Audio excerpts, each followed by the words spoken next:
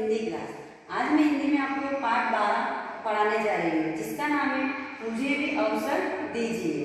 मुझे भी अवसर दिए का अर्थ होता है मौका देना, कि हमें भी लड़कियों को मौका देना चाहिए। इस पाठ के द्वारा मीनल के बारे में यह समझाया गया है कि मीनल एक बहादुर लड़की थी और वह पढ़ने में बहुत होशियार थी। तो उसके दादा दादी ने, उसकी टीचर ने उसे आगे बढ़ने का मौका दिया था। तो आपको भी इस पाठ के द्वारा जो मीनल ने किया है वैसे ही आप सबको भी करना है। मीनल जब छोटी थी तभी उसके माता पिता का देहांत हो गया था।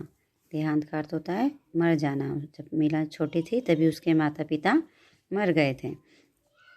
उसके घर में केवल दादा दादी और चाचा चाची थे। मीनल ने अपने गांव के विद्यालय से 6ठी कक्षा प्रथम श्रेणी में उत्तीर्ण की थी यानी पास की थी। वह गांव के ही स्कूल में पढ़ती थी। वह एक श्रेष्ठ धाविका भी थी। धाविका का अर्थ होता है तेज दौड़ने वाली। मीनल के गांव में केवल 8वीं कक्षा तक ही पढ़ाई होती थी। मीनल के दादा दादी उसे आगे पढ़ाना चाहते थे, जबकि चाचा चाची ने उसे आगे पढ़ाने से मना कर दिया था। मीनल यह बात सुनकर उदास हो गई। उसने इस विषय में अपनी टीचर से बात की। टीचर ने उसे बताया कि जिला स्तर की श्रेष्ठ धाविका होने के कारण उसे शहर के विद्यालय में आसानी से प्रवेश मिल सकेगा। धाविका यानी कि दौड़ने में वो बहुत तेज थी। जिला स्तर की श्रेष्ठ धाविका में उसका नाम था, इसलिए उसको किसी भी विद्यालय में, शहर के किसी विद्यालय में आसानी से एडमिशन मिल जाएगा। मेधावी छात्र होने के कारण उसकी फीस भी माफ़ हो जाएगी। मेधावी यानी पढ़ने में जो बहुत होशियार और तेज बच्चे होते हैं, तो इसलिए इस कारण उसकी फीस भी माफ़ हो जाएगी। मीनल ने यह बात अपने दादा दादी को बताई। दादाजी ने कहा, बेटा, यदि ऐसा है तो मैं तुम्हें आगे पढ़ने से नहीं रोकूंगा, बस मन लगाकर पढ़ाई करना। मीनल को शहर के विद्यालय में पढ़ने का अवसर मिल गया था। विद्यालय में छात्रावास भी था। छात्रावास उसे कहते हैं जहाँ पर छात्र छात्राएं रहते हैं। मीनल छात्रावास में रहने लगी। खाली समय में उसने मुक्केबाजी सीखनी आरंभ कर दी। 4-5 माह में वह विद्यालय की सर्वश्रेष्ठ मुक्केबाज बन गई थी। ये मीनल बैठी हुई पढ़ाई कर रही है और ये उसके दादाजी और दादी जी हैं, जो यहाँ पर सभी चित्र में आपको दिखाई दे रहे हैं। श्रेष्ठ धाविका और मुक्केबाज होने के कारण मीनल विद्यालय में बहुत लोकप्रिय हो गई थी। छात्रावास इंचार्ज छात्रावास में अनुशासन बनाए रखने के लिए मीनल को अपने साथ रखने लगी। छात्रावास इंचार्ज उसे कहते हैं जिसे वहाँ की जवाबदारी दी जाती है, कोई कार्य के लिए जिसे जवाबदारी देना।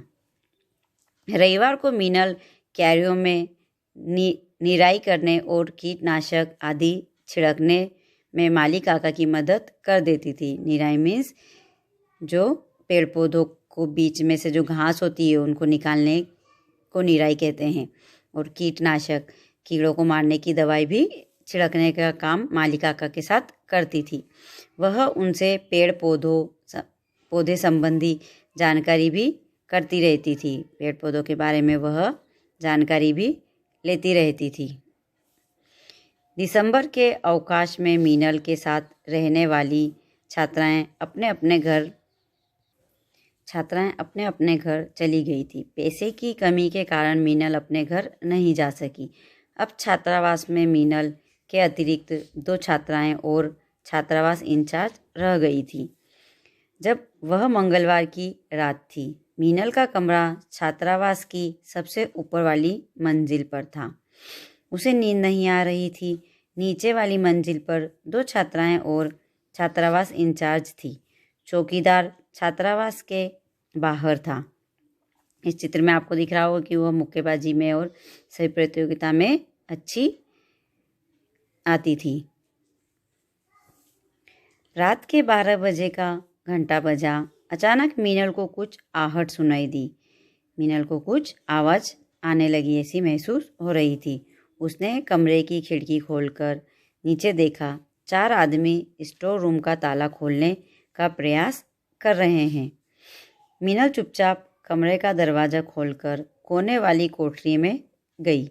वहाँ माली काका ने पौधों को कीड़ों से बचाने के लिए दवाई रखी थी, जिसे एक बड़ी पिचकारी जैसे यंत्र से छिड़का जाता है। एक मशीन आती है जिसमें पेड़ पौधों के अंदर जब कीड़े पड़ जाते हैं तो उसको बचाने के लिए, उसको निकालने के लिए, मारने के लिए पिचकारी जैसा एक कोई यंत्र होता है, मशीन होती है, उसमें भरकर छिड़का जाता है।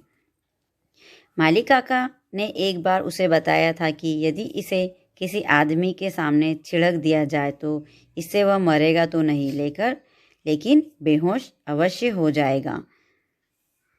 तो मीनल को भी ऐसा ही उपाय सूझा कि उससे यह मरेंगे तो नहीं चोर, लेकिन इससे बेहोश अवश्य हो जाएंगे। तो उसने वो वहाँ से सब सामान ले लिया था। कीटनाशक वाली पिचकारी लेकर वह वापस अपने कमरे में आ गई और वहाँ से सामान लेकर वो चुपचाप वापस अपने कमरे में आ गई थी। उसने चुन्नी को कसकर अपने मुंह पर लपेट लिया और मुंह पर एक चुन्नी बांध ली थी ताकि दवा की गंध उसकी नाक में न घुस सके। मीनल कीटनाशक वाली पिचकारी लेकर सीढ़ियों से दबे पांव नीचे उतरी और पिचकारी का मुंह चोरों की ओर करके कीटनाशक का छिड़काव शुरू कर दिया। अचानक हुए इस वार से चोर हड़बड़ा गए। उस पर कीटनाशक का प्रभाव भी होने लगा। वह खांसते खांसते दरवाजे से बाहर जाकर बेहोश हो गए। ये आपको इस चित्र में दिखाई दे रहा होगा कि मीनल ने उन सब चोरों पर कीटनाशक दवाई डाली थी, जिसके कारण वह खांस रहे थे खूब और खांसते खांसते दरवाजे के पास जाकर बेहोश हो गए थे। मीनल भागकर नीचे वाली मंजिल पर पहुंची। चोरों ने छात्रावास इंचार्ज और छात्राओं के कमरे की कुंडी बाहर से लगा दी थी।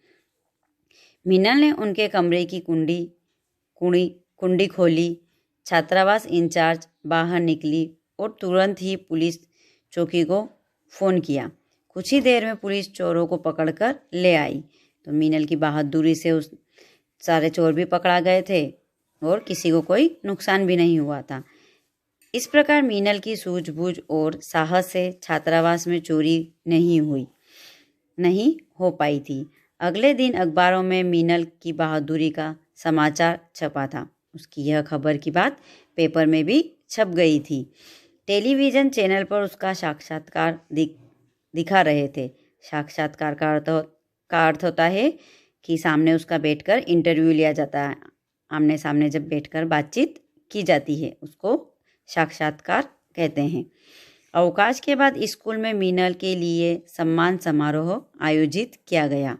फिर स्कूल में भी जब अवकाश ख़त्म हो गए थे उसके बाद उसे वहाँ पर भी सम्मानित किया गया था कि मीनल ने कितनी बहादुरी का काम किया है। जब प्रधानाचार्य ने उसे पुरस्कार दिया तो उसने सभी छात्राओं से कहा, यह पुरस्कार इस बात का प्रमाण है कि यदि हमें अवसर दिया जाए तो हम भी पुरुषों से किसी भी तरह से कम नहीं है। तो मीनल ने फिर सभी छात्राओं को ये बात समझाई कि हमें भी पुरुषों की तरह आगे बढ़कर काम करना चाहिए। ऐसा नहीं है कि हम लड़की है तो हम आगे कुछ नहीं कर सकते हैं। तो इस तरह से मीनल ने सभी छात्राओं को यह बात समझाई थी। तो यह पाठ मैंने आपको समझा दिया है। तो आप भी मीनल की तरह अच्छे पढ़ने में होशियार और बहादुर बनने की कोशिश करें। तो आप इस वीडियो को ध्यान से देखेंगे, सुनेंगे और समझेंगे। Okay, bye.